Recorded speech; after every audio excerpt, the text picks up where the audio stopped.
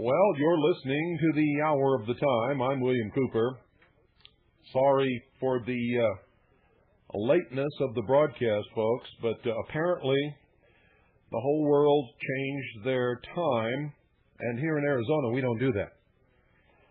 We never change our time. We have plenty of sunshine year-round.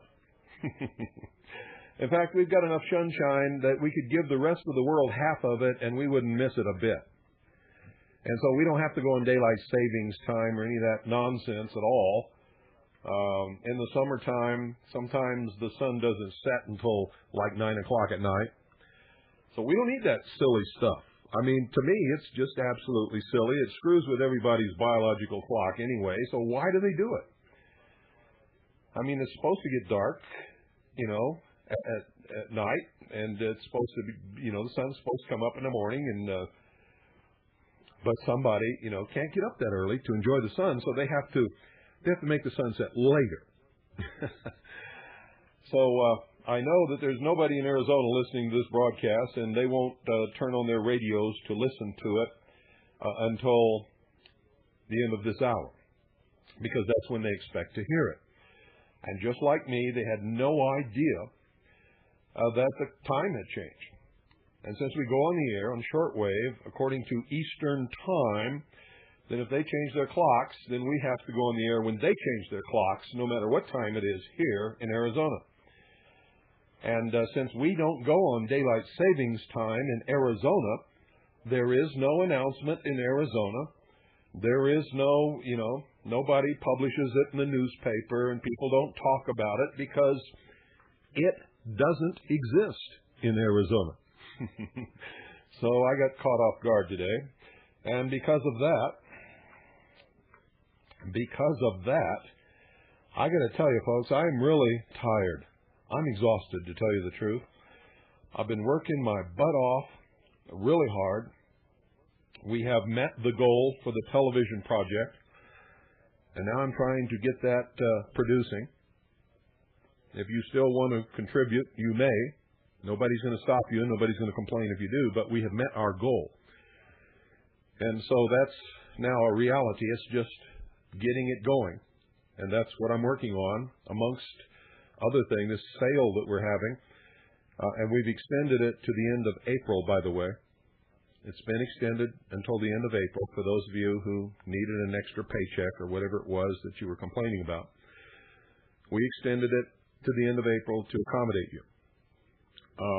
There's tons of orders. It is a real chore getting them filled, plus trying to make the television project work, plus do all the other stuff that we have to do, and do an hour or 2-hour broadcast each night, Monday through Thursday, and everything else. And so I'm tired. I'm just really, really tired. I was going to do a rerun tonight, and then Alan called me from WBCQ, and he says, "Where are you? How come you're not on the air? What's going on?" I said, What are you talking about? You're supposed to be on the air. It's 8 o'clock. I said, "Can't be 8 o'clock. I don't go on the air till 6 o'clock Arizona time, and it's only 5. You know, but it's 8 o'clock here. You've got to be on the air." And so I'm on the air. I'm exhausted. I don't have a broadcast prepared. I don't know what to say. And I don't know what to do. I have been watching all the news about Kosovo and the war. And those of you who've been to our website, you know I've been very busy on the website, providing you with information. That takes hours each day. By the way, in case you don't realize it, keeping that website up, keeping it operating, keeping the links valid, putting information on there, writing the stories, all of those things takes hours every single day, in addition to everything else that I'm doing. I'm tired. I'm really tired. I am physically, mentally, and emotionally exhausted. In fact, if you want to know the truth, I'm a wreck. And I don't know when I'm going to get any rest. And it doesn't really make any difference because I still have to do all of this stuff. And so I guess tonight we're going to talk about Kosovo on the hour of the time. And we'll open the phones, right after this short pause. So don't go away, folks. I'll be right back.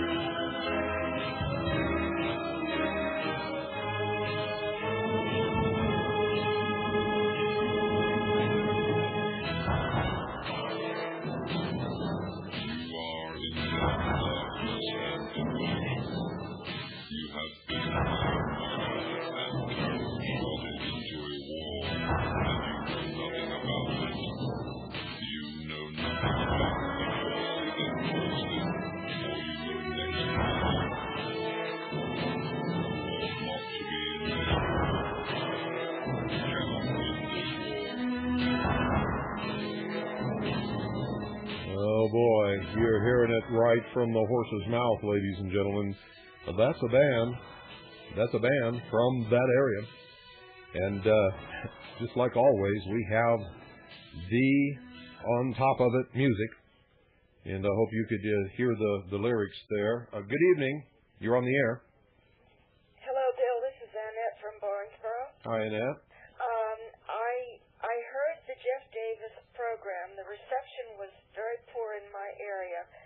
But what I got from it was that 19 body bags were coming back through Macedonia. And I thought I heard him say they were Americans. And I wondered if you had heard about that. Not through Macedonia, no. I have heard about published reports in Greece and Turkey that say that American dead have come through Greece to be shipped back to the United States, and that the government is not talking about it. These were published reports in major newspapers in Greece.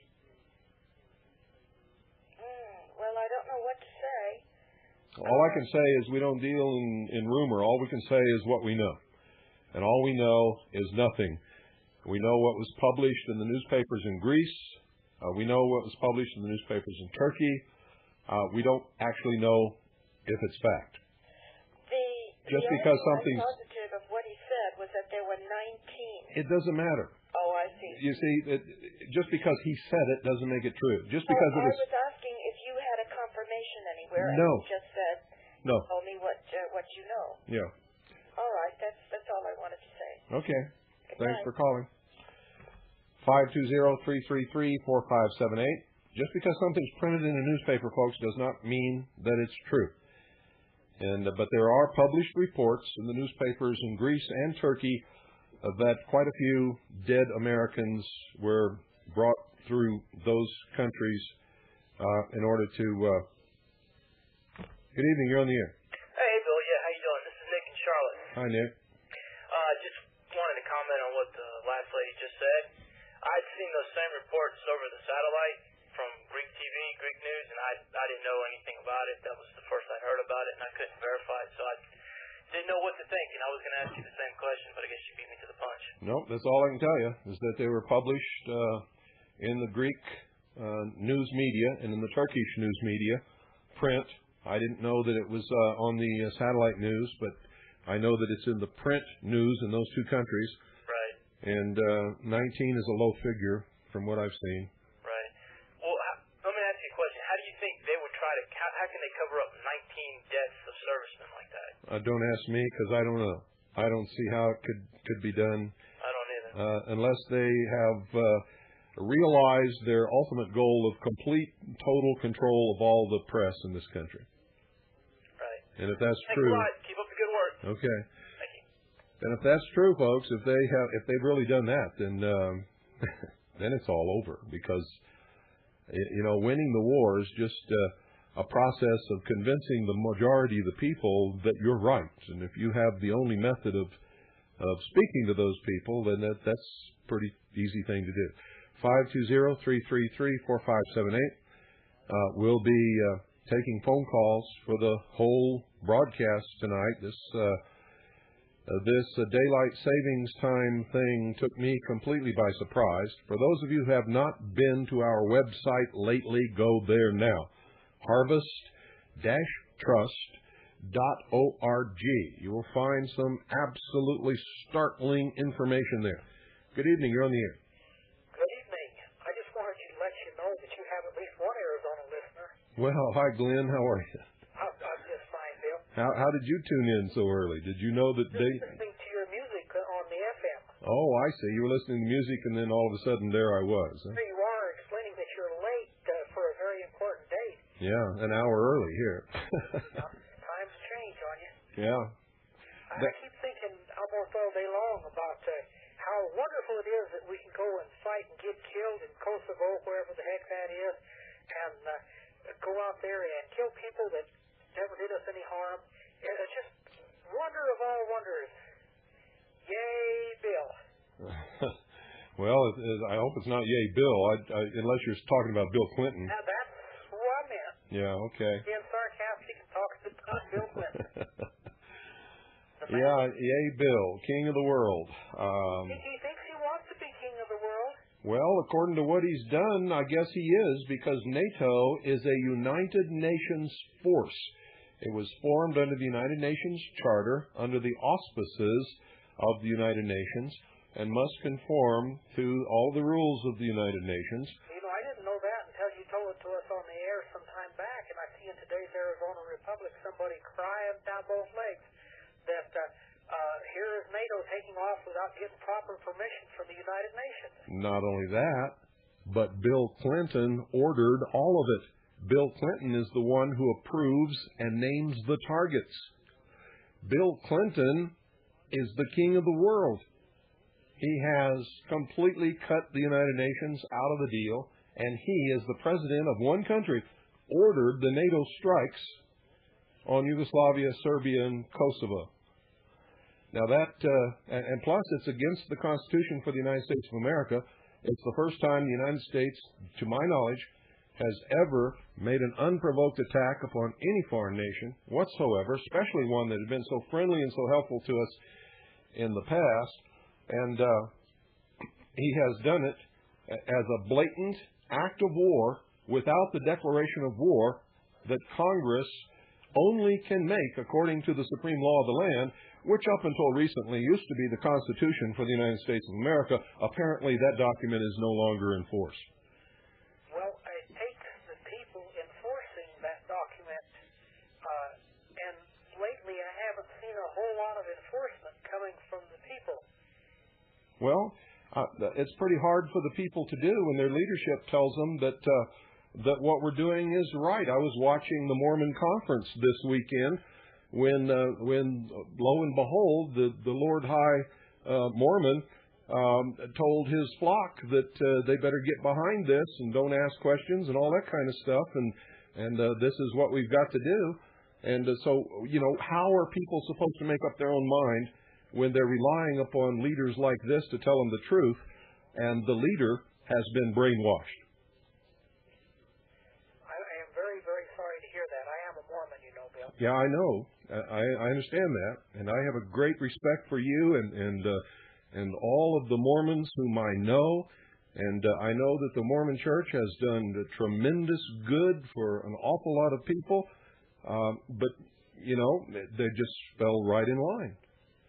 I don't understand it. And it's not just the Mormon Church. The only reason I said that is because it's an example that I can bring up that everybody living in this valley understands.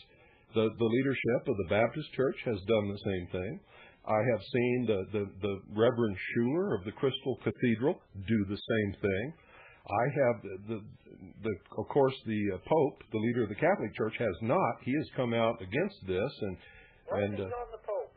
Yes. I've always said he's a groovy dude. Well, sometimes he is and sometimes he isn't, but in this case he is. Well, we had a poster some places in the Army, and it said, "Join the Army. Go to faraway places with strange-sounding names and meet intelligent, intense people and kill them." Well. And this is apparently what we're doing. Yeah, it is. When you told me this was the first time we'd done the unprovoked assault thing, I put it right in the middle on the top of the front page about unprovoked assault. I saw that, and I think that was a great thing for you to do. It'll make people, think twice about this. I hope somebody will do some thinking besides say, "Oh yes, my country needs my support. We're going to blast the hell out of who is it we're blasting today?"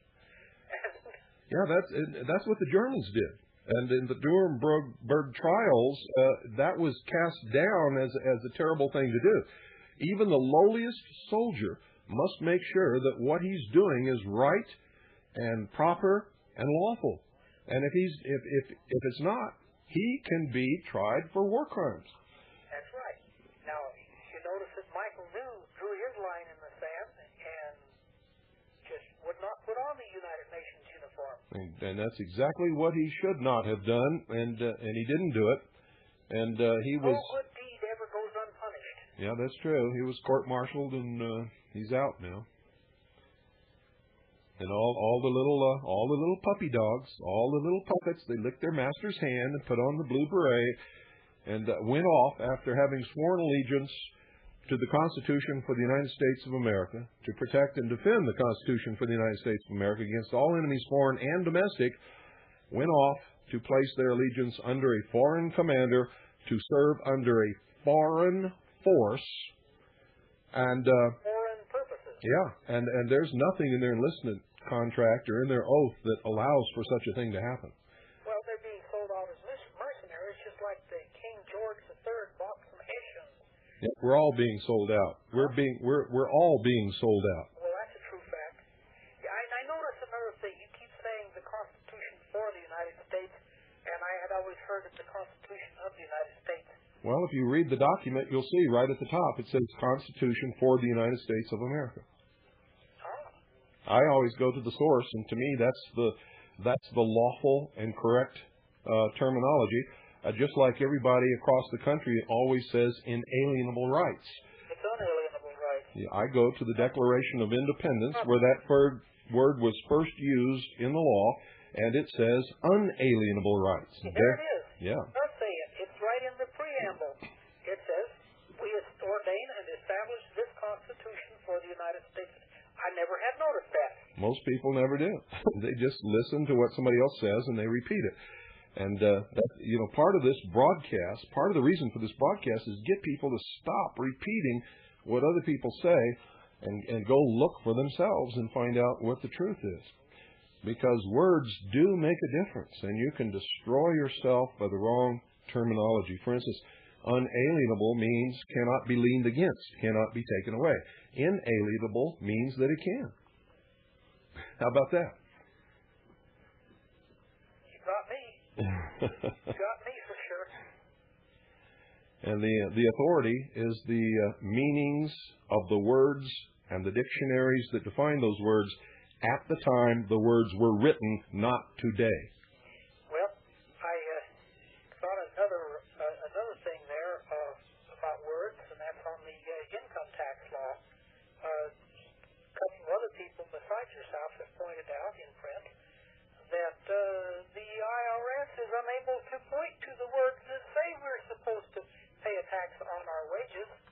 Or tax on anything. Tax on a whole lot of things. Yeah, according to the Supreme Court, income is corporate gain. Are you a corporation? No, I'm a person. I'm a human being. That's right. You're a human being. I used to be a president of a corporation, but that was because that they made me president and told me to disband the corporation, which I did. Well, good for you. And then we all became human beings. Good for you. Well, I thank you for your call, Glenn. I appreciate your input, as always. Bill, you're a great guy, and I appreciate you being out there talking to the world. Well, thank you very much. Good night, sir. Good night. 520-333-4578. Glenn is the publisher of our local newspaper, the Round Valley Paper, and that's the name of it, the Round Valley Paper. And it's one of the greatest newspapers in the world, in my estimation. Good evening. You're on the air. Hello, Bill. Hello. I have a question. The United Nations was set up by, we know who, anti-American people. The UN, or the NATO, under the auspices of the United Nations, is that completely autonomous from the United Nations? No, they were formed under the auspices and in accordance with the United Nations Charter. And they must obey all of the rules and all of the resolutions that have been passed and put into place by the United Nations, all of which they are breaking right now. In fact, they're breaking their own charter, which is the North Atlantic Treaty. NATO is the North Atlantic Treaty Organization. They're breaking their own charter, their own treaty. And I've put links to all of these things on our website. If you'll go there, harvest-trust.org, you can read it and see for yourself. William Jefferson Clinton, once again, is the biggest liar existing on the face of this earth. He is a war criminal committing naked aggression, has committed open warfare against a sovereign independent nation, unprovoked, without a declaration of war by Congress, against the United Nations Charter and against the North Atlantic Treaty. Well, how can he have the power? Ask him. Ask him. You're asking the wrong guy. I don't know. You see, up until not too long ago, I thought that this nation was a nation under law. I am quickly learning that not only is this nation not under law, but they make up the laws as they go along, and none of it is written down. And by golly, if they consider you to be an enemy or be politically correct, they'll make up laws to destroy you. I'm sure of that. Well, was there any point in history or recent history where, let's say, NATO did something that was contrary to the United Nations? Never. NATO, according to its own charter, is a defensive organization, and it only has authority over the signatory nations, that is, the nations that signed the treaty. And what the treaty does is it pledges the resources of all of the signatory nations in case one or more of those nations are attacked unprovoked by any outside or inside source, and that all the member nations will come to help defend that nation. They have no authority over any nation that is not signatory to the treaty, and they have no authority to go outside the bounds of the United Nations Charter or the North Atlantic Treaty. And they've done all of that. Well, they're awful quiet on that aspect of it, aren't they? Well, that's because nobody knows enough to ask any questions. They just believe what they're told like stupid animals. Well, what I see going on in Kosovo, at what point are we going to be the point that this is going to take place? What are you talking about? At what point are we going to be what point that this is what's going to take place? What's going to happen here in America that would set off UN troops being sent here, and will it be riots or?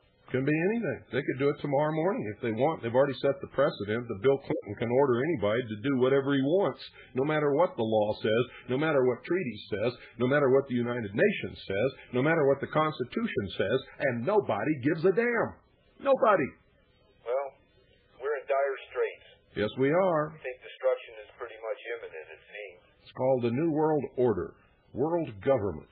This is establishing the police force and the rights of that police force to exercise control over anybody in any nation in the world under any circumstances, regardless of the law, regardless of anything.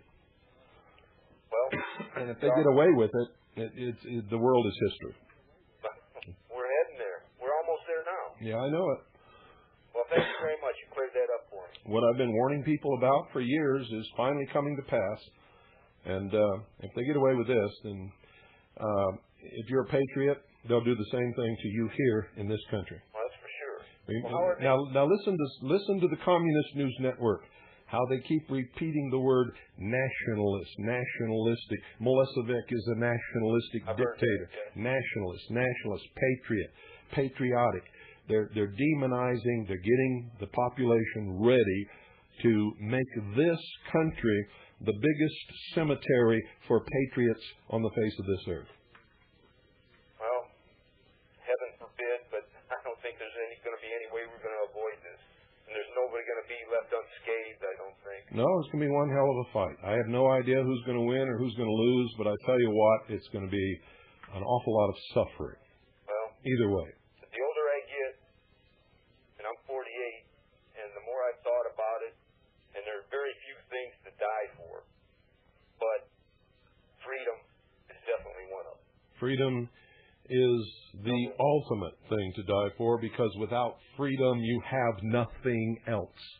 Well, it just takes a while for that to sink in, but when you can see the point coming where they're being taken, and at some point you're going to have to make a stand.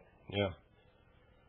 You have to come right into your own thinking and have to come to grips on that you have to draw the line in the sand. Yep. And that's where it's at for a lot of people, I think. Better make it for freedom, because without freedom you have nothing else. Without freedom, that means you're under the control of somebody else. And if they say you can't have a family, you can't have a family. If they say you can't have children, you can't have children. If they say you can't own a house, you can't own a house. If they say you can't go to school, you can't go to school. If they say you've got to get up at 5 o'clock in the morning and work 18 hours a day planting turnips, then you've got to get up at 5 o'clock in the morning and work 18 hours a day planting turnips. Freedom. Freedom is what it's all about. And without freedom, you have nothing.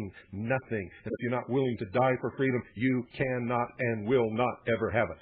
Who could live under those conditions? Those, to me, would be unbearable. Lots of people all over the world are living under those conditions right now. Willingly? I doubt very seriously if it's willingly. But after generations, you probably grow to accept it. Well, it's a matter of education, isn't it? Yes, it is. Indoctrination. If they don't know anything else, then that becomes the ultimate thing that they know. That becomes what they know, and that becomes all that there is, because there isn't anything else. If they're not taught anything else, if they don't know anything else, if they've never seen anything else. Well, I guess that's why they refer to people as sheep and cattle and herds and masses and everything else. Yeah.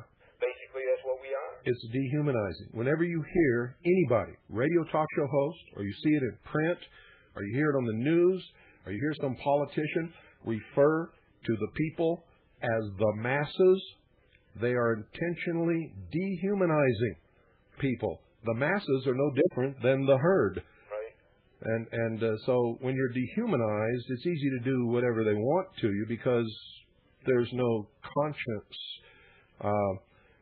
rebellion against it. Well, I'll get off the air, Bill. Okay. Thank you very much. Thanks for calling. They're the most educational people that I've ever listened to on the radio, and may God bless and protect you and your family. Thank you very much. Thank you very much. I certainly hope God does protect at least my family. I love them more than anything that there is. Annie and Allison and Dorothy, whom you know as Pooh, are everything to me. My fate is sealed simply because I dared to get on the radio and tell the truth for all these years. There's no way that they're going to let me off the hook. Good evening. You're on the air. Oh, hi. I was just kind of wondering, all in all, the whole bit about Kosovo, what would your take on what should we do about the situation there? Nothing. It's none of our business. Well, I mean, if we look at it at face value, it's none of our business. And what we're doing violates every law, starting with the Constitution for the United States of America, the United Nations Charter, and the North Atlantic Treaty. Either we're a nation of law and a people of law, or we're just a bunch of outlawed jerk little Hitlers that are going to go around and shove our will down everybody else's throat. It's none of our business. And there were not this flood of refugees, and nobody was going around killing anybody in Kosovo until the NATO SS Nazi air power started bombing all over the place. But say, like, if my neighbor down the street... Did you hear what I said? Help them? Do you want to disobey the law? Oh, yeah, I do every day, nearly. Oh, you do? Yeah. So you believe in anarchy? No, not at all. Well, if you believe in disobeying the law, doing whatever you want to do against the law whenever you want to do it, that is anarchy, isn't it? That means you could go out and do whatever you want to people. No, I don't do anything to people. Never. Doesn't sound like you've really thought this thing through very well. Oh, I thought it through very well. The past You have? years. Is it against the United Nations Charter? I don't know that really matters. Oh, you don't know that it matters? No, I don't know. So there's a law that says you can't do something, and you're saying it doesn't matter if you really want to do it. No, that's not what I'm saying. Is it against the North Atlantic Treaty, which is NATO? I'm saying, is that more important than law? I would think so. No, the law has to be what we go by, or else we are subject to the will of whoever comes along that wants to do whatever. Well, aren't we anyway? It doesn't matter. It's none of our business what's going on over there. Milosevic is the elected lawful head of the Yugoslavian government. So should we have never gone to Europe in World War II? Should we have just stayed in the Pacific theater? Yes, we were attacked by Japan. Yeah, so should we have let Europe be overrun by Hitler at that time? How do you know Europe was going to be overrun by Hitler? It pretty much was. Well, pretty much was. Why? Because the Europeans, by Germany. because the Europeans elected to let him do it. Well, England could have stopped them. Yes and no. Yeah, no, yes, they absolutely did not. Saying some woman that's raped, let the rapist do it. No. Rape is against the law. Well, I don't imagine that Poland really enjoyed being occupied. again, it comes back to my point about the argument about the law. Whether the government agrees with something and makes a law about it doesn't make it right, now does it? Let me ask you something. Sure. What does the Constitution say about who can declare war? Congress. War has not been declared since 1941, has it? What difference does that make? Who does the Constitution say can declare war? Congress. Is the Constitution the supreme law of our land? Yes and no. No, not yes and no. It absolutely is. Well, it gives the federal government... No, it is the absolute supreme law of this land. It is the government. It defines the government. Except for the various states of the Union, which the federal government... We're not talking about the states. We're talking about the United States of America. Well, what is that but the various states? No, it's not. It is the United States of America. It is a separate state of its own accord defined in the Constitution for the United States of America. When all of the several states decide to go to war, they decide it through their representatives in Congress, and only Congress can declare war, not William Jefferson Clinton, and certainly not you. Oh, sure, I don't decide to. Well, then how come Clinton can decide to? He's no different than you. Elected him. Pardon? Apparently people elected him. People elected him to do what? To obey the Constitution. He took an oath, didn't he? More or less, but... You know what? You're about the stupidest person I've ever talked to. You go back and get your head together and get it out of your ass, and then come back. You know something? If you want to call this broadcast, you've got to have an intelligent argument. This guy is very clearly an anarchist. He thinks the law should only be the law when it suits him. And if it doesn't suit him, then throw it out. It doesn't count. It doesn't matter.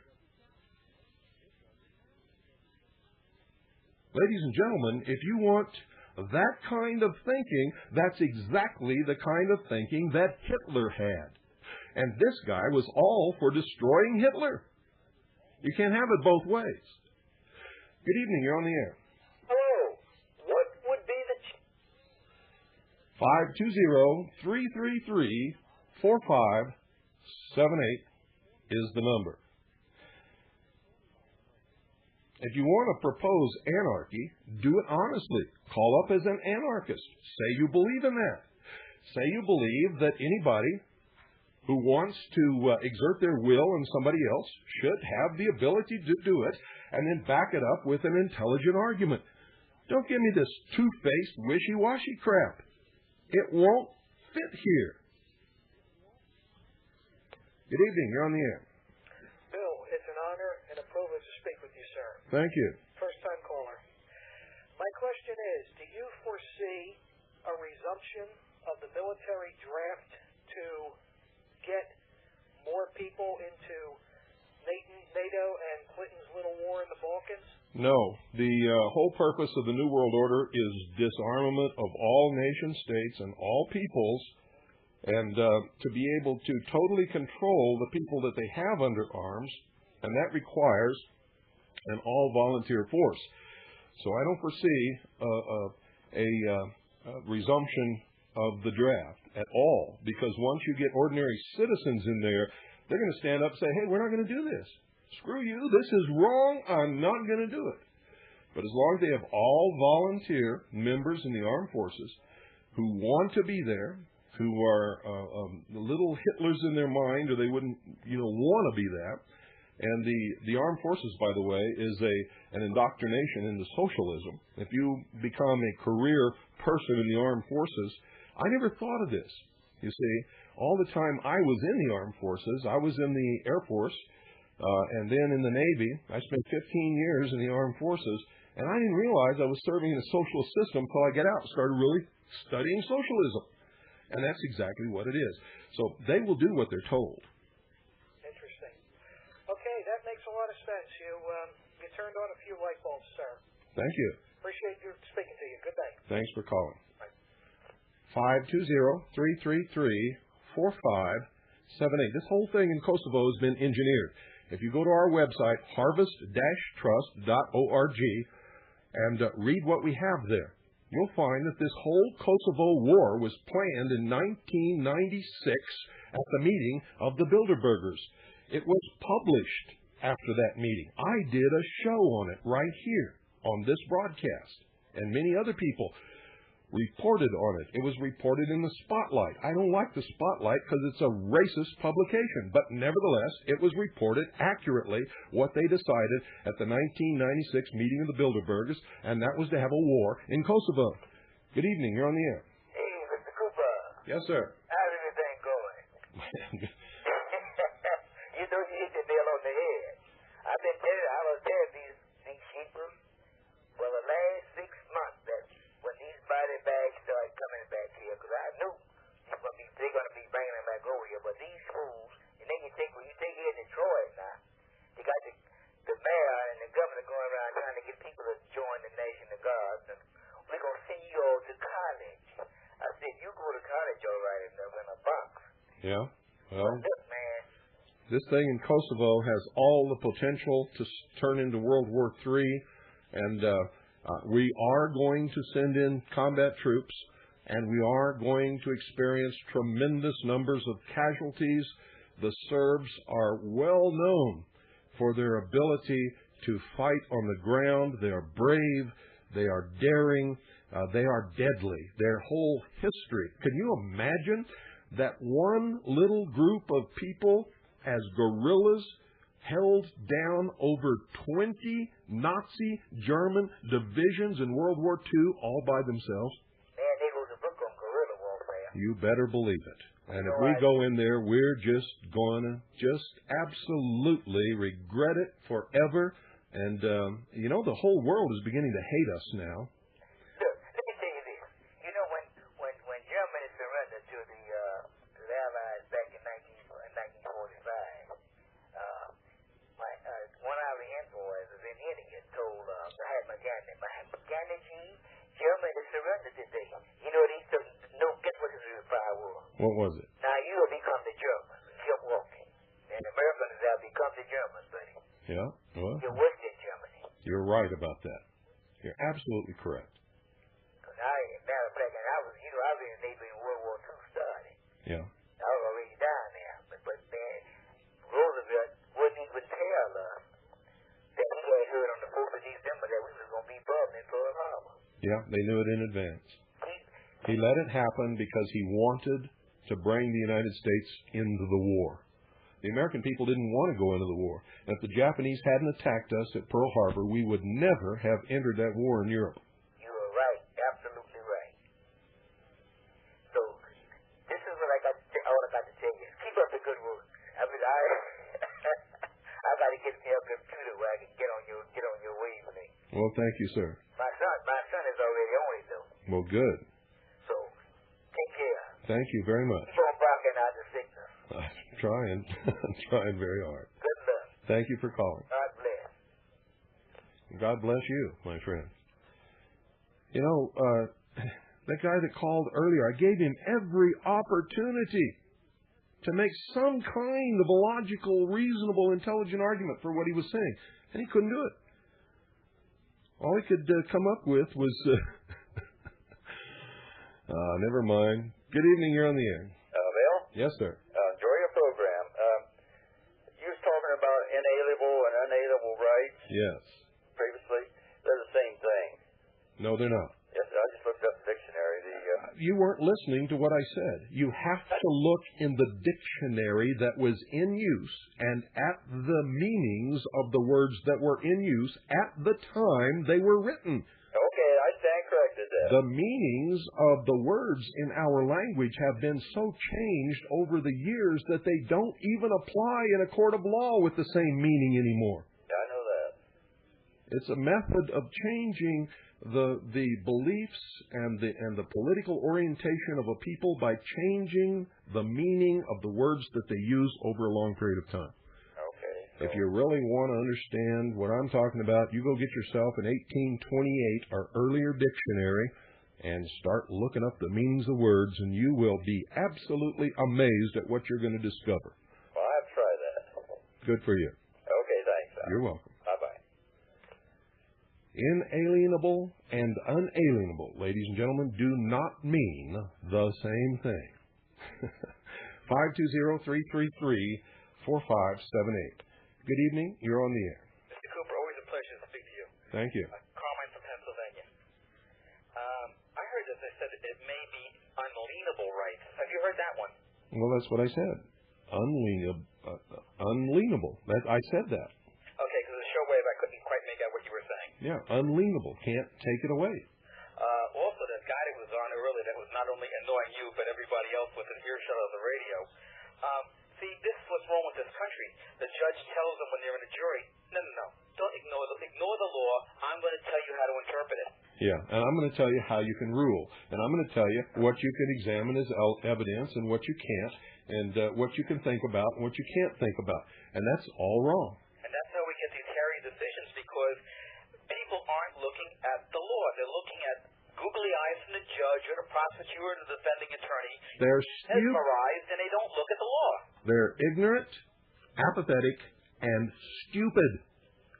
That's absolutely correct. A great program. God bless you and all. Thank you very much. Thank you for your call. 520-333-4578 is the number. We'll be taking your calls for the whole rest of this broadcast. Good evening. You're on the air. Yeah, hi, Bill. Joel in Wisconsin. Hi, Joel. I just recently, I've had this book a while. I just recently picked it up, though, because I haven't read it yet. Which book? It's called New Lies for Old. Oh, yeah. By Golitsyn. Anatoly Golitsyn, yes. And I was thumbing through it, and on page 266, the disinformation strategic role of Yugoslavia. And he covers an awful lot in here about Yugoslavia. Sure, the Balkans are the keystone between Europe and the East. And whoever is going to control the world has got to destabilize and control the Balkans, or they can't do it. And that's the conclusion that he has in here. Yeah. That's the conclusion. From what I've read, I haven't read all of it yet, but I've been thumbing through it, and it's very interesting. I just wanted to recommend it to people to read, because it really gives a person a much better perspective of the type of deception and absolute manipulation that's going on out here. Yeah, New Lies for Old and the Perestroika Deception, both by Anatoly Golitsyn, who was one of the highest-ranking Russian defectors to the United States. He defected in December of 1961. I studied his case when I was a member of the Office of Naval Intelligence. I believed every single word that he told us. He was debunked at the highest circles in the government, and they ignored what he had to say. And what's happening now is a direct result of that. As a result of that, absolutely. In 1961, he defected from Finland.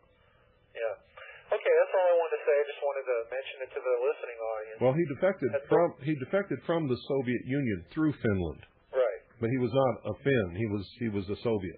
Right. He was a KGB staff officer. High-ranking. Counterintelligence and disinformation, I think. Yes. Yeah, I just wanted to let the audience out there, everybody should get that book and read it, because it's very interesting. Yes. A lot about Yugoslavia. Illuminating, to be sure. If you haven't read The Perestroika Deception, which followed that book, I suggest that you do that. And then I suggest that you read Mikhail Gorbachev's book entitled Perestroika. And all of the pieces will come together. Gorbachev admits it right in there. I'll let somebody else get in there, but thanks. You're welcome. We're out here for you. I am anyway. Thank you. Bye. Appreciate that. 520-333-4578. Good evening. You're on the air. This is Ken from South Carolina. Hi, Ken.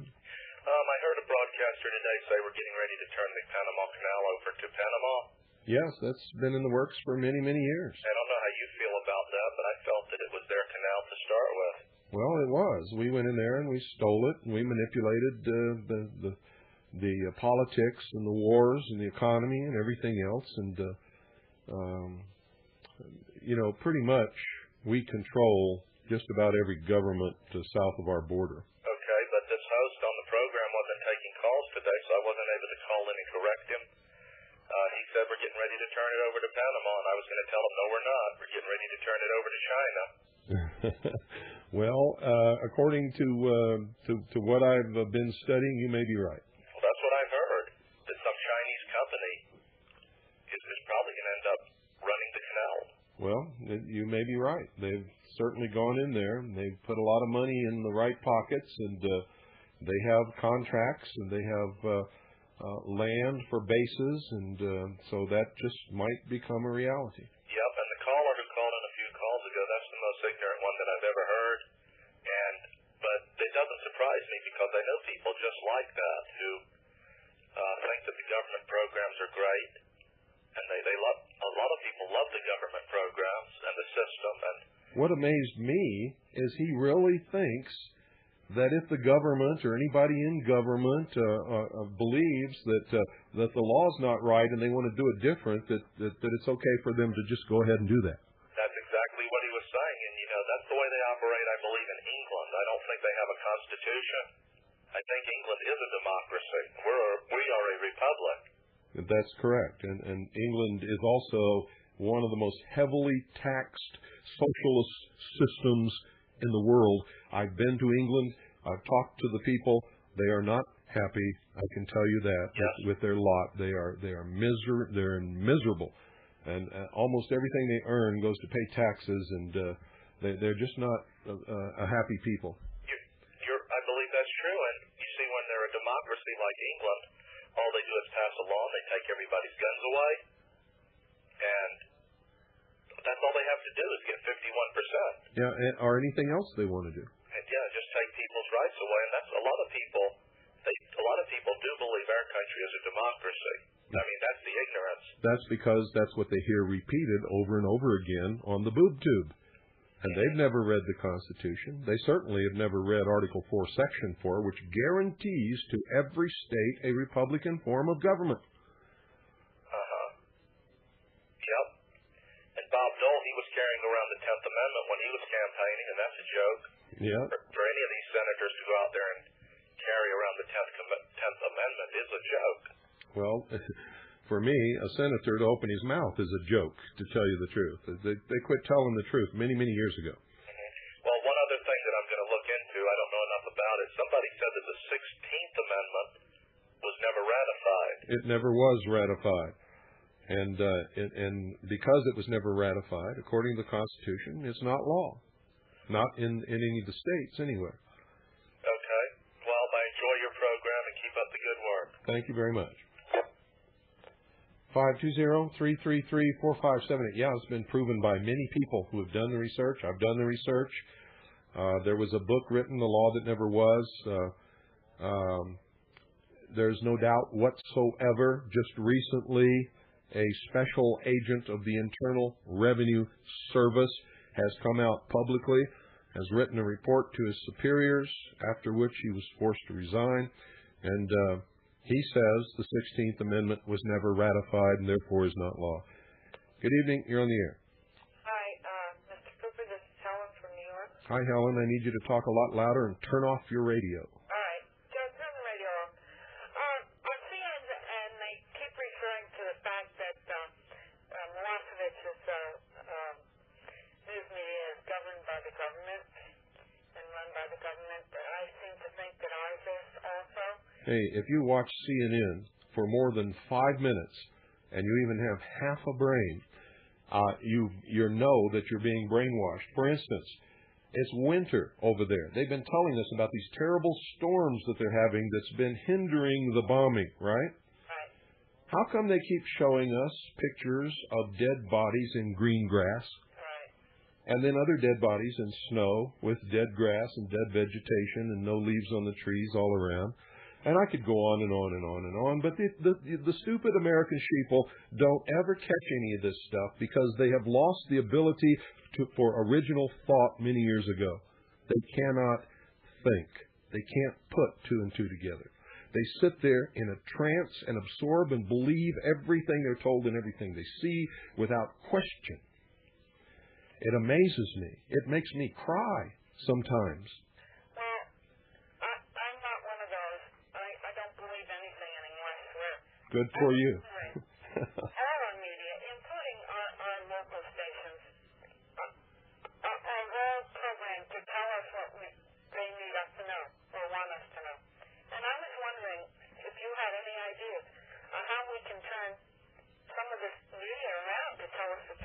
Yeah. See, you think that free speech means that the media owes you the truth.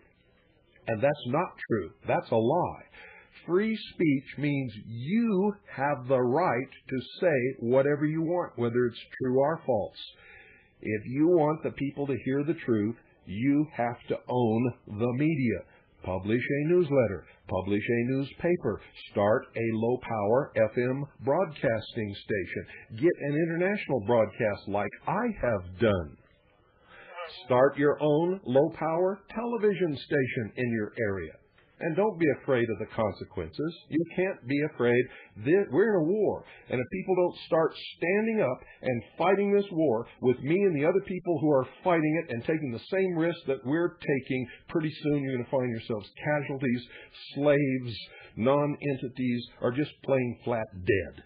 No, I agree with you completely. I just thought, Well, I am so sick of hearing that there hasn't, government control. Ours is government control. Well, you're not government controlled. Start your own media. That's the answer. For all of you out there listening, start your own media. Do what I am doing. And don't be afraid. You're right. Hey, we appreciate you. Thank you very much. Okay, good night. I appreciate you. 520-333-4578 is the number. That's the answer, ladies and gentlemen. Don't sit around and wait for CNN to tell you the truth. They're never going to do it. It was started by Ted Turncoat, who married the communist Hanoi Jane Fonda and then sold it to the New World Order Corporation, Time Warner, and you're sitting there waiting for CNN to tell you the truth? How dumb are you? Good evening. You're on the air. Yeah, good evening, Bill. I just wanted to say I created my own media. I made a 4x8 sheet of plywood, and it says Bill Clinton, Adolf Hitler, World War III, Illuminati. I listed the Bilderbergers, the whole group, and everything, as much as I could put on there.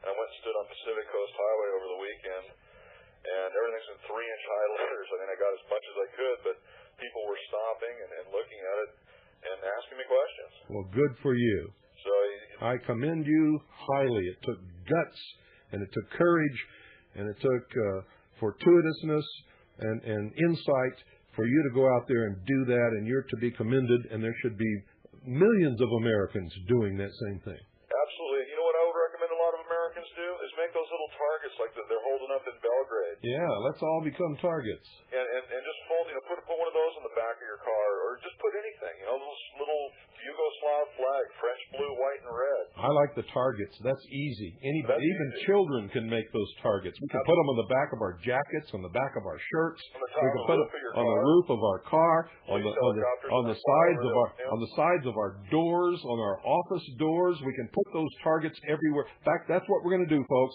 That's it. We're starting it right now tonight. This gentleman, it was his idea. Let's do it. Give him the credit. But let's put targets everywhere. Let's wear targets. Let's put targets on our doors. Let's put them on our cars. Let's put them on the top of our cars. Let's put them on our T-shirts, our jackets. Let's put them on telephone poles. Put targets everywhere. Thanks, Bill.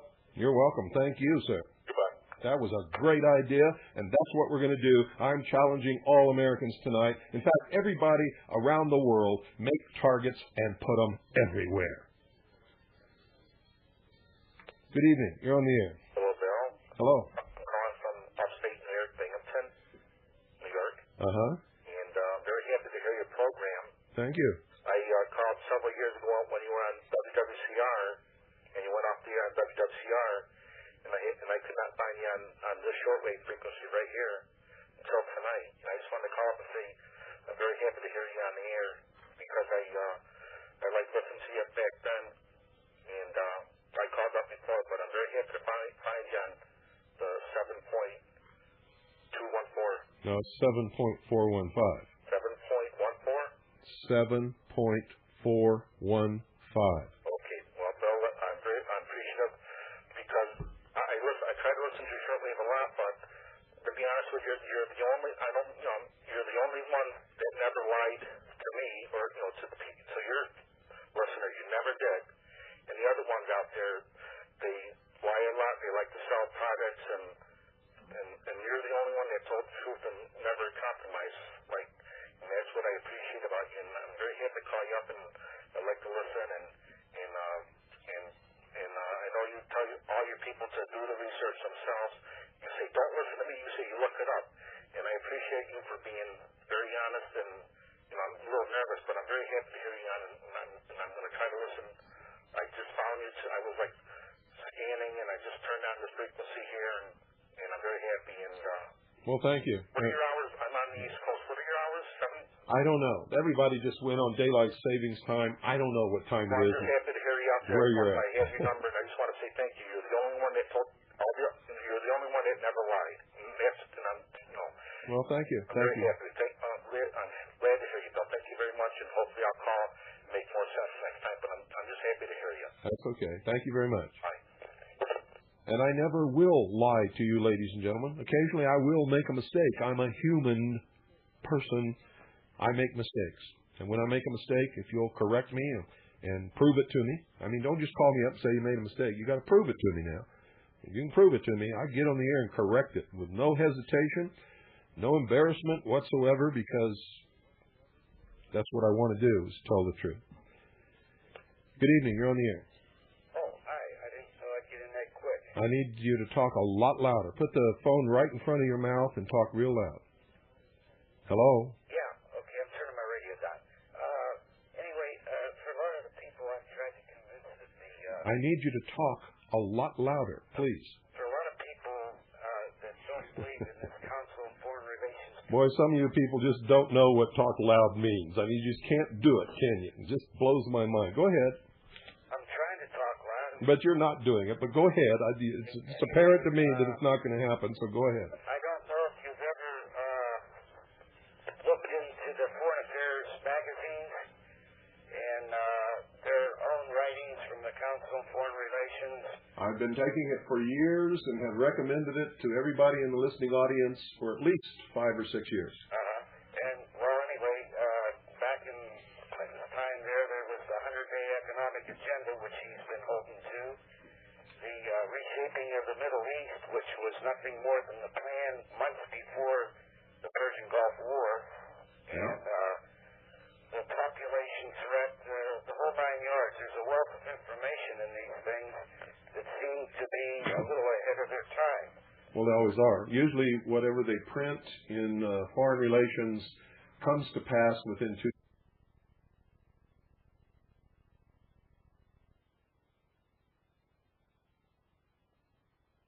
They can get half copies by ordering and the addresses inside their magazine. But they can have articles like rethinking national security and population threat empowering the United Nations, Brutus Garley. All these criminals speak out openly in their articles in this Foreign Affairs magazine. Like you say, sometimes years ahead, sometimes just a few months ahead of when they actually create what they were talking about. And then they pretend like they have no influence in our government. They're just a study group, you know. They are the government. I got to turn this pot down.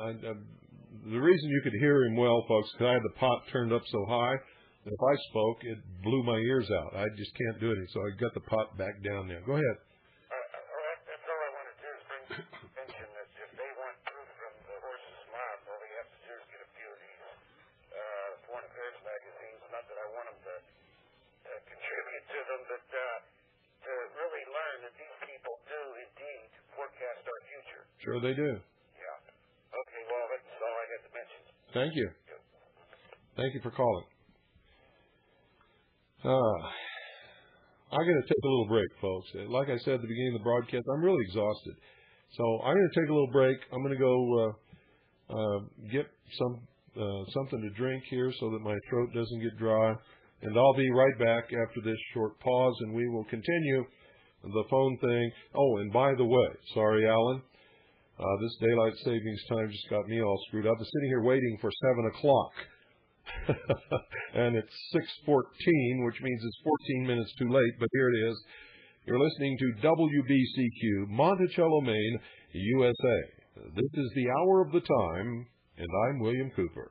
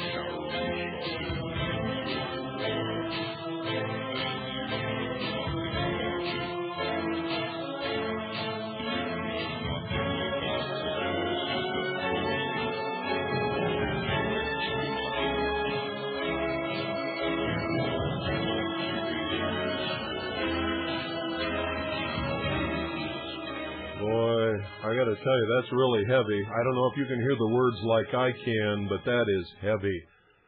You know nothing about the forces that are causing the disruption over there. You cannot win this war. You are walking in darkness. I wish you could hear it. And this is, this is written and performed by people who come from there. They know what they're talking about. We don't. We don't. And when we profess that we think we know what we're talking about that area, we're lying to ourselves and everybody else. It's none of our business. Period. It's been going on for hundreds and hundreds of years. And we're not going to solve it. They need to solve it amongst themselves. Kosovo was an autonomous state. Listen to me very carefully. Kosovo was an autonomous state. The Kosovars were not being picked on by the Serbs. The Serbs were not so-called ethnic cleansing them. They had representation within the government. They had their own government, as a matter of fact. You know how they lost their autonomy? Because they put together a rebel force, a Marxist, terrorist, drug-dealing, criminal organization known as the Kosovo Liberation Army, which rose up against the lawfully elected, established government of both Kosovo and Yugoslavia, and began to terrorize people and bomb and kill and shoot. And so the Serbs took away the autonomy of Kosovo and sent in police and military to put down the KLA. The small number of refugees that had left before NATO began its bombing were families and members of families of the KLA who were operating unlawfully as a rebellious force, dealing in drugs. They were Marxist terrorists. They were bombing people, killing people, trying to make Kosovo an independent nation. They started the trouble. The long lines of refugee and the so-called ethnic cleansing and the concentration camps and all of these other things did not happen until NATO went in there and tried to exert their will on those people. And the Yugoslavian people said, no, we're not going to have it. We're going to solve this problem whether you want it solved or not. And since you won't let us do it in the way that we were doing it, we'll do it this way. And they're not guilty of all of these so-called crimes. A lot of the pictures you're seeing are lies. Propaganda lies. It's winter over there. It's the middle of winter. Heavy rain. Cold. Snowstorms. And they're showing us pictures of dead bodies laying in green grass. Uh-huh. Uh-huh. What you want to bet? Uh-huh. Uh-huh.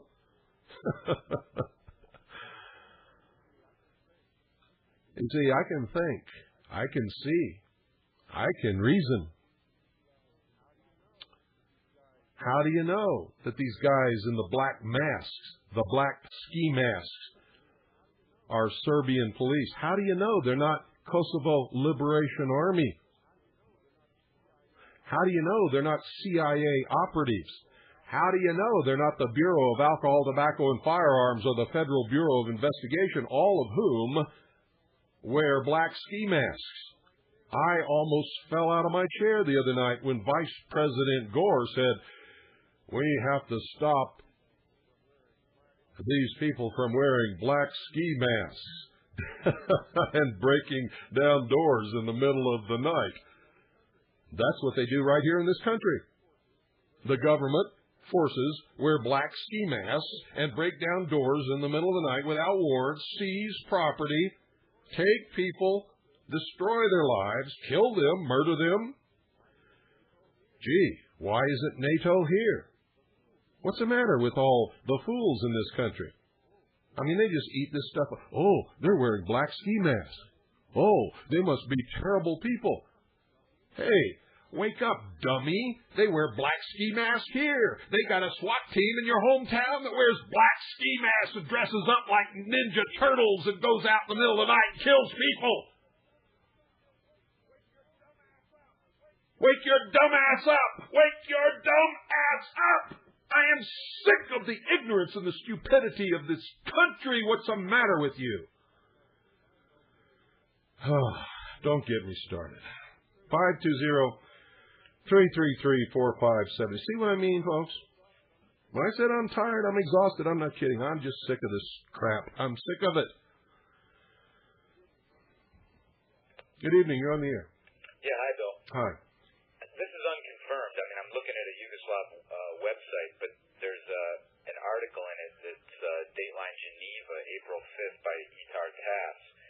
And it's stating that Helmut Schmidt, the former federal chancellor of Germany, has expressed regret over the fact that the European countries found themselves, quote, under the patronage of the United States, unquote, in the face of the crisis in Kosovo. And he winds up, or the article winds up giving a quote supposedly by Schmidt. I haven't confirmed this, but it says, quote, acting under the patronage of Americans, we showed disrespect for international law and the UN Charter. Schmidt stressed that NATO countries have found themselves, quote, outside all rules. I find that quite amazing coming from Helmut Schmidt. Yes, it is, but he actually did say it. Those are accurate quotes, and it's an accurate story. Amazing. Bill, maybe I could relate to the listeners a brief history about Hitler's takeover of Croatia and what transpired shortly thereafter. Go ahead. Apparently, give me some rest. Go ahead, I dare you. Give me some rest. Okay. The Croatians welcomed in the Nazis just like the Czechs did. I don't know if they threw down rose petals in front of him when his forces entered the country. And subsequently, a government was set up somewhat like the Vichy government in France, known as the Ustashi. And the Ustashi set up a concentration camp subsequently where both Jews and Serbs died in those concentration camps. What happened in Serbia was that the then government was under great pressure. Albania had been taken by the Mussolini's fascists. Croatia had now fallen without a fight. And the then leader, whose name escapes me, signed a document saying that Serbia would succumb without a fight too. But the very night, I believe, of the signing of the document... Yeah, that didn't happen. I can tell you that for sure. The document wasn't signed? No. The document was signed, but the Serbs did not do that. They fought. That very night, there was a coup d'etat, and the Serbs, figuratively spit in Hitler's face. And so Hitler's Luftwaffe shortly Stuka bombed Belgrade. The casualties of that bombing, I can't recall, but the number of 51,000 people sticks out in my mind. I'm not sure about that figure. But yeah, they literally bombed it to the ground. There was not a wall standing. I wasn't aware of that. Yeah, they bombed it out of existence. There was nothing left. So imagine this context. When the Federal Republic of Yugoslavia began to fall apart, I believe against the advisement of the United States State Department, Germany recognized Croatia. And this immediately, to be sure, caused fear in the Serbians, as though Germany was again extending its hegemony into the area. Mm-hmm. That's what they were doing. Let's be honest about it. Precisely. And now, incredibly, NATO has undertaken this bombardment of Serbia proper at the exact same point in the calendar year that the Germans had bombed Belgrade, as I had described. Yep. And so if anybody, and not to mention that the KLA is active in Kosovo, mirroring the events of what the fascists in Italy did, the bombings are coming from Aviano Air Base in Italy. And so if anybody wants to appreciate the depth of feeling being engendered in the Serbian people, who are well aware of those events are as important to them as Lexington and Concord are to any son or daughter of the American Revolution, probably more so, given the proximity in time. And if anybody thinks that the Serbian people are not prepared to fight, they'll fight to the death, to the last man, woman, and child. Indeed. And they've proven that. Many times in their history, they've proven that they're willing to do it and that they will do it if necessary. I've had the pleasure to meet Serbians here in New York City, and it's been a great pleasure. They know where they stand. Many of them are considering whether they need to return at this hour. Many of them, in fact, weren't particularly enamored of Milosevic, but they definitely are having to think hard about what choices they're going to make. I think, now listen to me, because I think, I'm not making a prediction, but this is just a feeling that I have, that if this continues, a lot of Americans will form a sort of a loose American brigade and will go over there and fight with the Serbs. You watch it. It will happen. I believe it. I have felt the urge this last weekend to go myself, to tell you the truth. I feel the same way. I went with the Serbian community here in New York by bus down to Washington, D.C. yesterday and participated in a protest in front of the White House. Approximately 1,500 people turned out. It wasn't on CNN. No, CNN wasn't there, and I didn't see any correspondence. It wasn't on ABC. It wasn't on NBC, and it certainly wasn't on CBS, and it wasn't on the Communist News Network. I wonder why. No, that wouldn't be an event they wanted to show, particularly because... But I thought they were objective news reporting organizations. We know better than that. It was touching, too. It was organized by the Serbian Church in Washington, D.C. There were Orthodox clergy who officiated over a service, and I just hope that listeners attempt to do everything that they can to try to do something. And if they're in a large city and they call the Serbian Orthodox Cathedral... You know, it wasn't even on CNN. I think everybody in this listening audience ought to start calling CNN Anytime that CNN has a show where you can call in, call. Anytime that C-SPAN has a show where you can call in, call, and ask, point blank, why is it that the American press is not reporting the huge anti-war demonstrations in this country, all over this country? And they are taking place all over this country. I have no doubt. There's another issue that is driving the domestic politics here on this issue, and that is the perceptions on the part of Jewish Americans. And if there are any Jewish Americans listening, they've been brainwashed. They've been told it's another Holocaust. So without thinking whatsoever, without doing any investigation of their own, it's another Holocaust. Oh, we must support it. Oh. Indeed. They make me want to puke. Gag me with a spoon. I'm sick of it. The stupidity, I'm sick of it. No wonder they're always persecuted. If only many of these Jews knew that the Serbian Chetniks and partisans... Oh, heck, they're anti-gun. I mean, if they'd have known something about guns during World War II, you wouldn't see pictures of them being led down the street by old guards carrying rifles with no bolts in the rifles. They would have known they didn't have to go because the guy couldn't shoot them. But they didn't know nothing about guns, and they still don't know nothing about guns. They're anti-gun. They're pro-enslavement of the whole human race. I'm sick of it. It would appear to be so.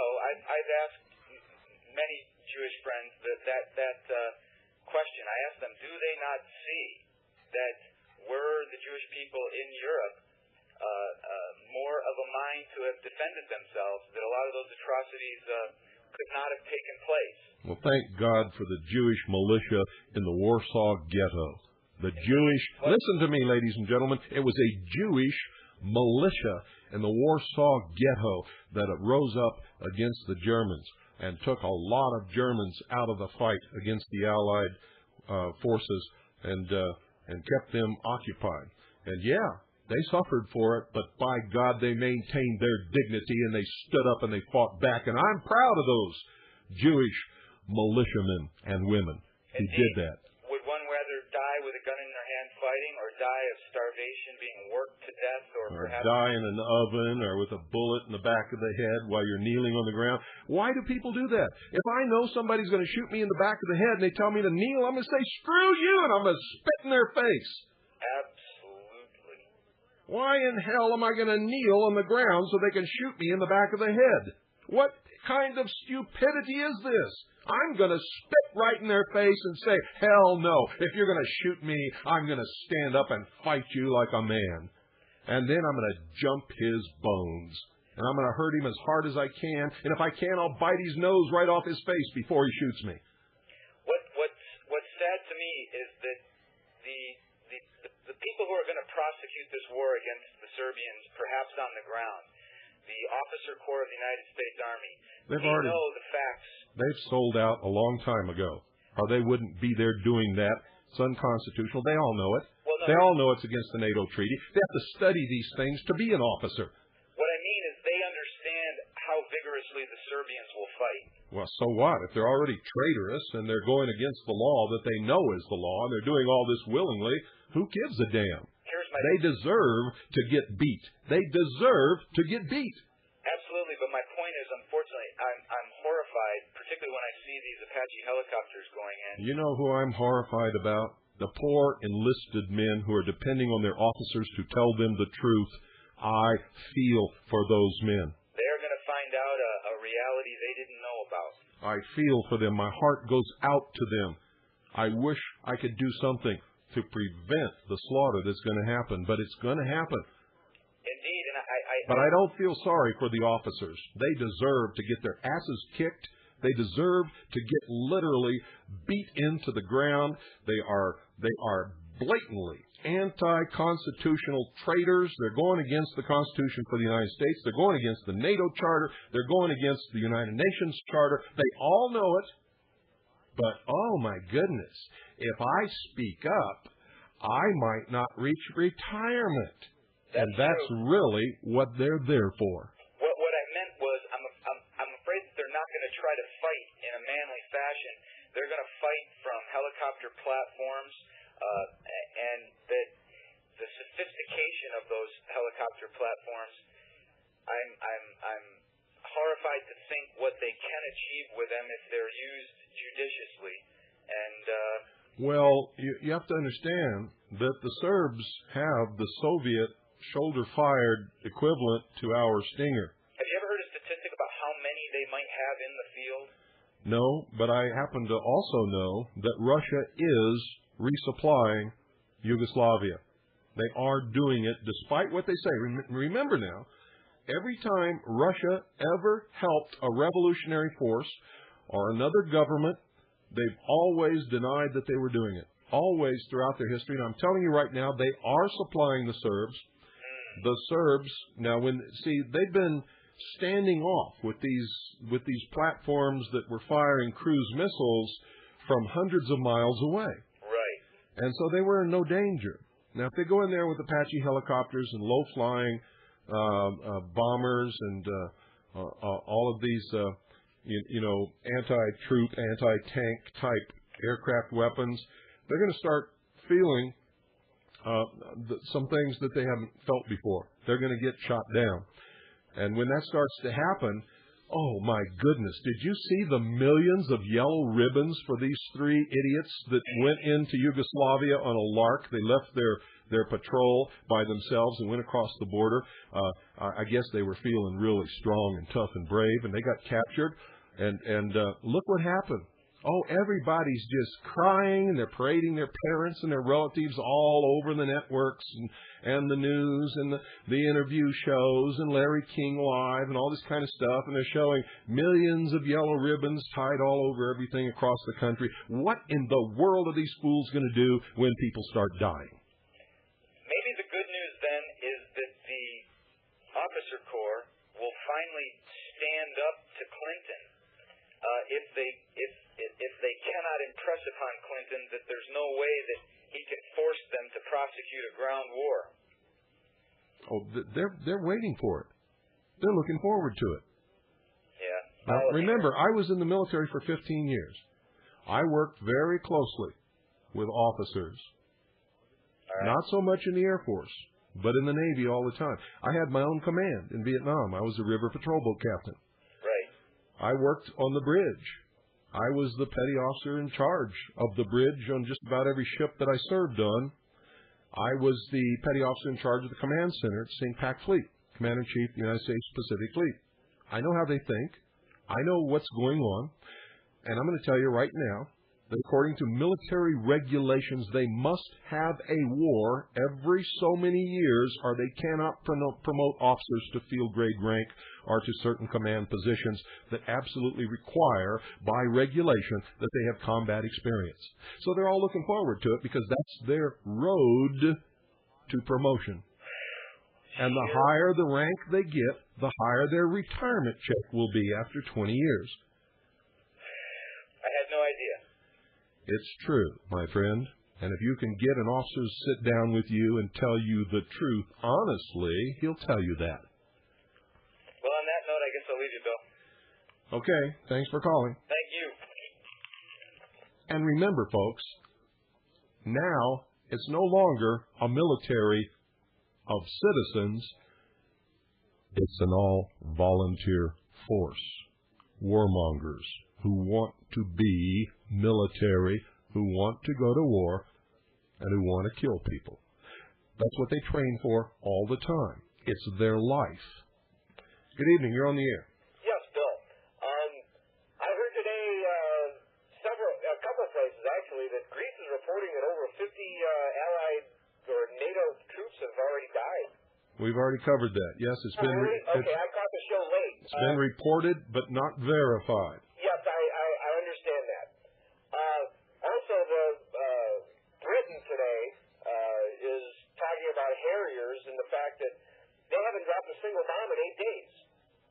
Well, good for them. I applaud them. That's very good for them. But I think they're blaming it on the weather. Well, no, actually, there's that and the fact that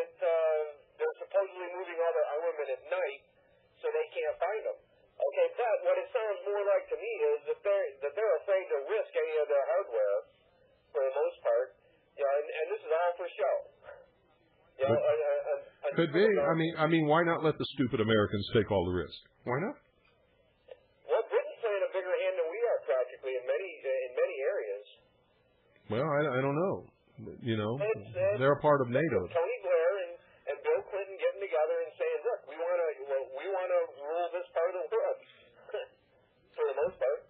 Tony Blair is England is nothing less today than a puppet of the United States of America. England is a third world nation. It is not a world power, will never be a world power again. England does what Washington tells them to do.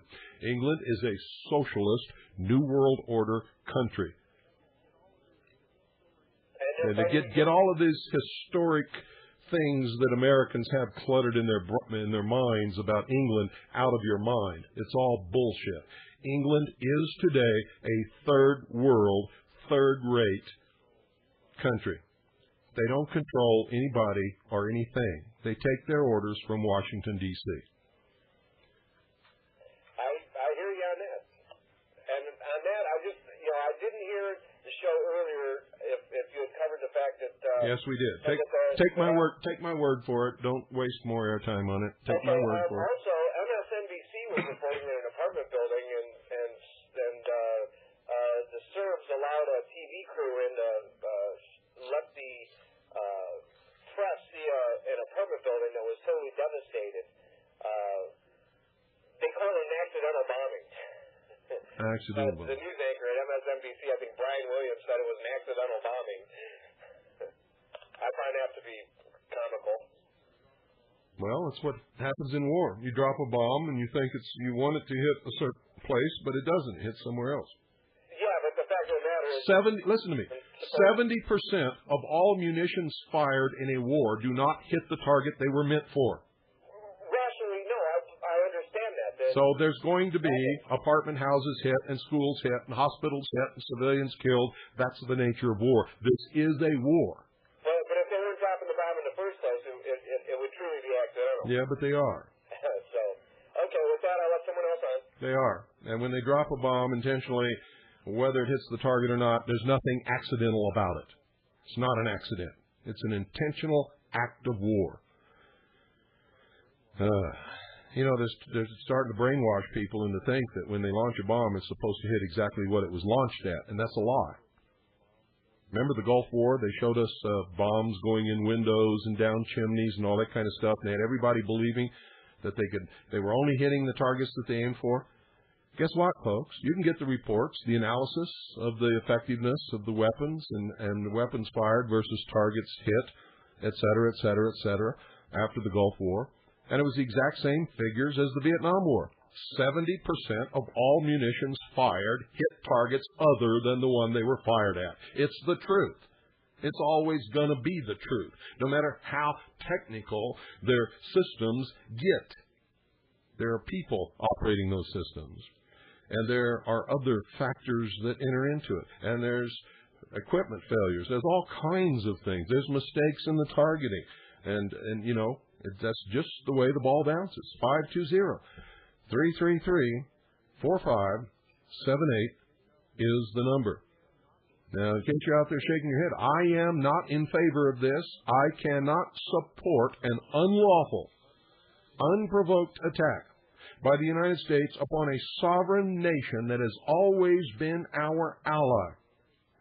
In a fight that's a civil war that's absolutely none of our business, that was provoked by a Marxist, terrorist, drug-dealing criminal force called the KLA, which we are now supporting.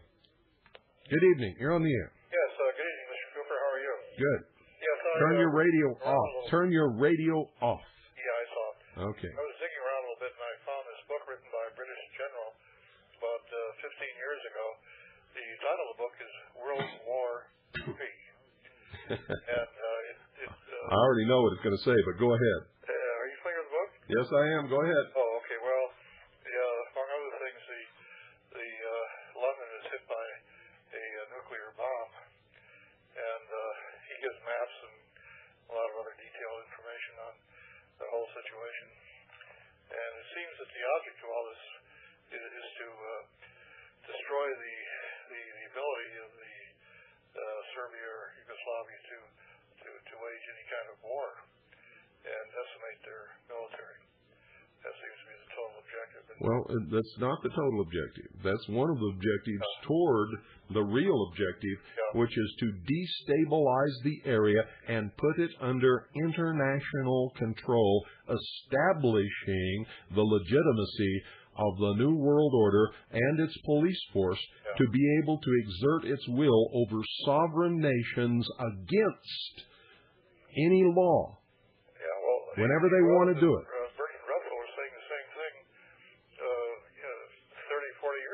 Yeah, Bertrand Russell is one of the architects of the New World Order. Well, you're familiar with that. You better believe it. That's interesting. Well, you're on the right track, Mr. Cooper. Well, I hope so. I've only been studying this for about almost 30 years now. It's a difficult thing to understand. I read the thing that was published by the Trilateral Commission. It was back in '75, and it was an article in there by Robert McNamara. And he was saying at that time that 75% of the resources were controlled by a small handful of corporations, multinational. And, amongst those were several very large corporations that are mainly British. I use the word British. It's a multinational thing. It's like there's certain American corporations that are interlocked with these, outfits like Rio Tinto Zinc and, others, and Alcan and whatnot. Yeah, they're not really British. They're multinational. Their stock is owned by people in many different countries, and different nationalities serve on the board of directors. Yeah, right. It just blew my mind when everybody was going around, Japan is buying up the United States. Well, the only reason that they thought Japan was buying up the United States is because when they see a Japanese person, they can recognize them as being different because of their Oriental features. That's racist. The truth is that Japan never came close to the highest owner of American property in this country, which is a Dutch corporation. And second to the Dutch corporation is the Rank Corporation, which is owned by the House of Windsor. Yeah, well, there's several of those things. The interesting thing to note here is that every time you watch this Bloomberg television in the morning, there's not a giant merger going on. And if you look at the well, I've said this for years. In the New World Order, when all of this is finished, there'll be one aircraft company, there'll be one airlines, there'll be one shoe company, there'll be one fast food company, and there'll be one hotel chain, and that's the way it's going to be. Well, right now, the thing that's really frightening is this merger of the seed companies, and it's getting to the point now. It's only frightening if people don't know how to prepare and save their own seeds. And if they don't know that there are places to get the original seeds, which are not hybrids, and you can do it, and you can get them in bulk, and you can plant them, and you can harvest the seeds, and you can actually increase your supply, and you can do that. Yeah, well, I'm beginning to wise up a little bit. I have made a discovery on a method of using ocean currents for providing huge amounts of power, which would be great for desalinizing seawater. Sure. And then the more I got into it, there was a study done, millions of dollars are spent in the Office of Naval Research, had a contract with this group, and they demonstrated the feasibility of it, but they couldn't do anything with it. The guy was paying the bills, had $5 billion in capital. There wasn't a damn thing he could do about it. And he was so frustrated, it finally killed him. But and that was right at the height of the oil crisis. So from that point on, I began to suspect there was something funny going on. Well, there's definitely something funny going on. A lot of things funny going on. Well, that one biggie, power without any fuel costs or pollution. And I got two different discoveries I made, and this one was so damned obvious. And what's weird? You talk to these environmental people, and they go ballistic. Well, you can't do that; it'll kill the fish. Oh, I'm not kidding. I know you're not kidding. It won't kill the fish unless you poison them, or you're catching them, or you're clubbing them to death, or something. Yeah, but something like this, you could have fresh water for huge areas where there's Yeah. Well, listen, we're coming up toward the top of the hour. Got to let some other people get in here. Thanks for calling. Well, keep on the right. You're on the right track. Well, must be very frustrating for you. I hope so. I've given up. Okay, sir. Good night. I've given up everything to be on this track. If I'm not on the right track, then I'm doomed. That's all I can say. 520-333-4578 is the number. 520-333-4578. Yeah, I've come under a lot of fire by a lot of people who say, you should be backing our troops. No matter. It's not their fault. The government sent them in there, and we got to back them, and we got to win now, or we don't have any credibility. Screw credibility. Screw winning. It's wrong. That's what Hitler asked the German people to do. I will not back a wrong action. I will not back troops that go in to kill people in a wrong action. I did not back or support the invasion of Panama. I will not back or support this invasion of the sovereign nation of Yugoslavia. I will not do it. It's against the law. It's against the Constitution. It's against international law. It's against the United Nations Charter. It's against the NATO Treaty. I will not back it. I feel sorry for the enlisted men. My heart goes out to them. They're trusting their government and their officers to tell them the truth. They're trusting their government and their officers to send them on a rightful, lawful mission. And they're being lied to. I support them in spirit. I do not support the officer corps. I do not support the United States government. As far as I'm concerned, William Jefferson Clinton is the new Hitler of the Fourth Reich. Good evening. You're on the air. Hi, Bill. Thanks for taking my call. I have a question. I heard a guy mention on another show earlier today or yesterday about how Bill Clinton is not the commander-in-chief unless he's elected or by Congress, I guess, or something like that. Does that have something to do with the War Act? Well, he's not the commander-in-chief unless the United States is engaged in war, and only Congress can declare war. That's what I thought. So, read the Constitution. Right.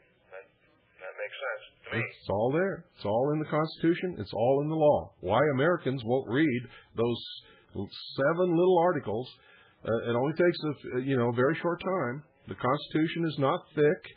It's not long. It's very clear. Its meaning is clear.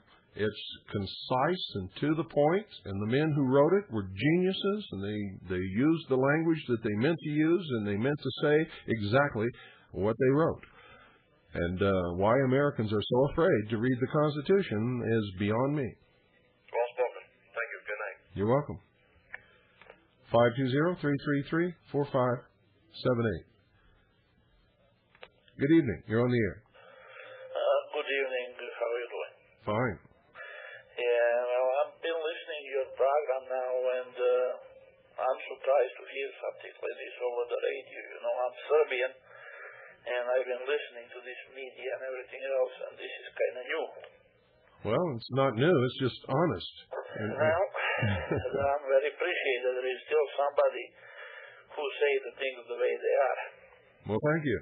I appreciate that. And I would like to say, it's really hard for me to talk about these things now, but I imagine that it is. This is, if the Serbs are so bad, how come they are expelled from Croatia? How come they are expelled from Bosnia? That's exactly right. And what did people think was going to happen to the Serbs who lived in Kosovo if Kosovo became an independent nation?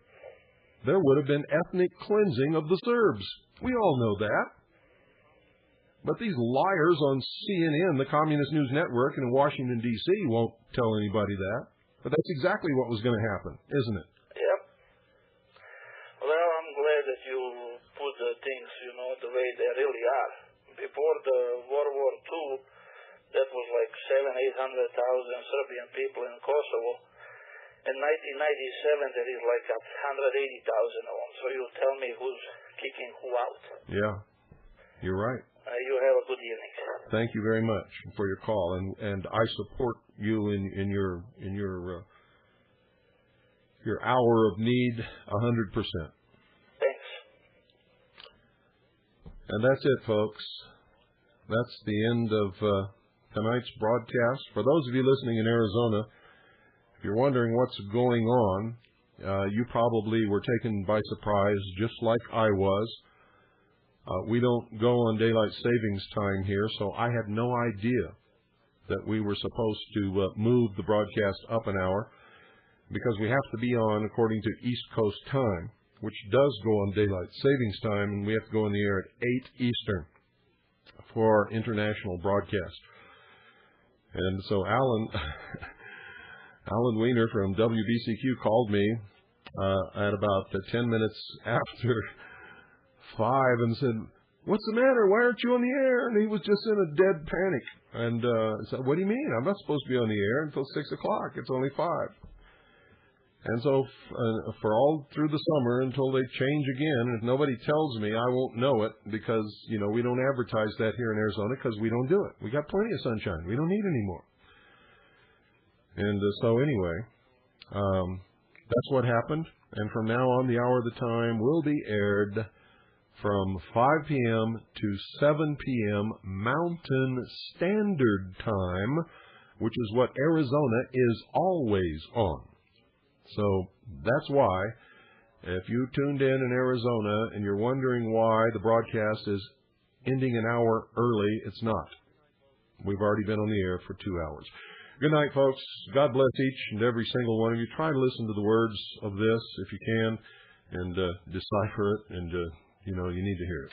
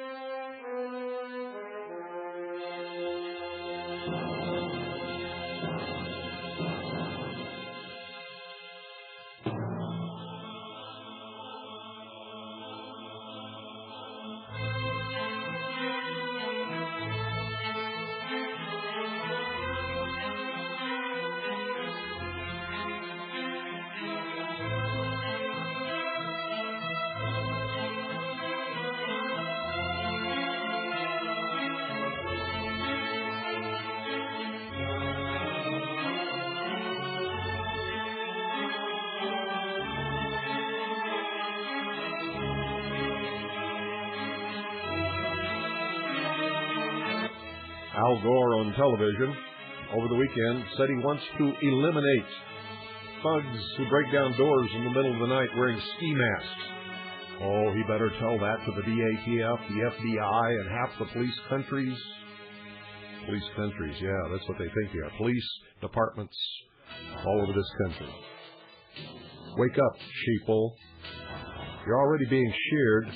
Pretty soon you'll be led to the slaughter.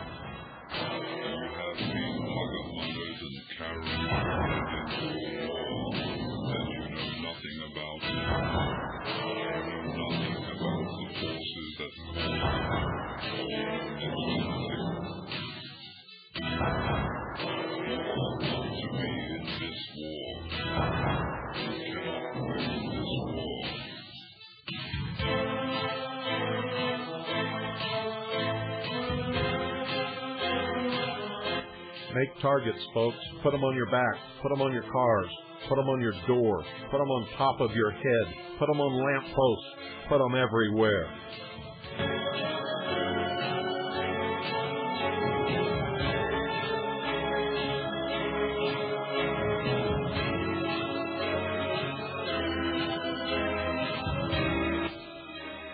Annie, Allison, Pooh, I love you more than you will ever know.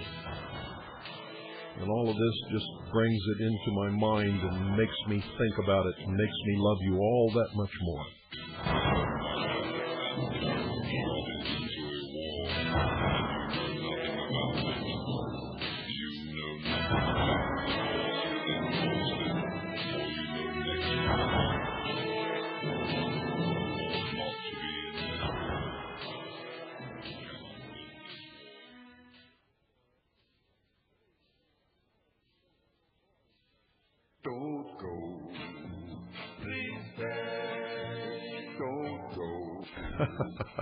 That's a surprise, folks. I didn't plan that. But don't go. Don't go. Please stay. Would you walk out the door like you did once before? Will this time be different? Would you say, don't go, please say, don't go. If I call out your name like a friend, would you leave me alone with my kids, knowing I need your soul? Would you still turn and go? Would this time be different in some way? Don't go, please stay. Don't go, please stay. You took me away from the rest of the world when you taught me to love you like this. Now I hang my head in the canyon of doom, but I still can be safe by your kiss. If I got on my knees and I pleaded with you not to go but to stay in my arms, would you walk